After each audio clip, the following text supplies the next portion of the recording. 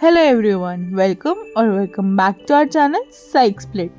This is episode 2 of our series Inside the Psych, and today we'll talk about what does psychology study. In previous episode, we talked about what is psychology, a scientific study of mind and behavior. But once we understand this definition, next natural question comes up is what exactly does psychology studies?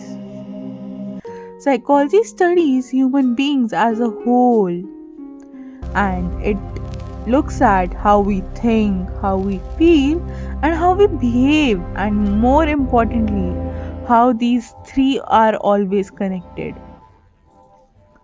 Our thoughts influences our emotions influences our behavior, and our behavior in return shapes our thoughts. At a basic level, psychology focuses on five important areas.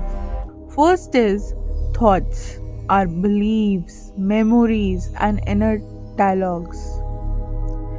The second is our emotions, how we experience happiness, fear, anger, and sadness. Third, behavior, our actions, habits, and reactions. The relationships, how we connect, communicate, and respond to others. And finally, the last but not the least, mental well being, how we cope up with stress, pressure, and everyday challenges. Psychology does not study people only when something is wrong, it studies normal human functioning as well. When we overthink, avoid situations, feel emotionally exhausted, or struggle to express what we feel, psychology is already involved. And these experiences are not random. They follow pattern that psychology helps us to understand. And psychology is not distant or complicated. It exists in our daily choices, emotions, and reactions.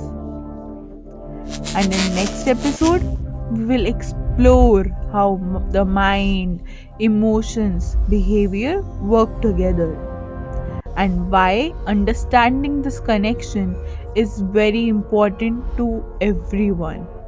That's it for this episode. If you have any suggestions or any feedback, please comment down below. Thank you. Like, share, and subscribe the video. Thank you.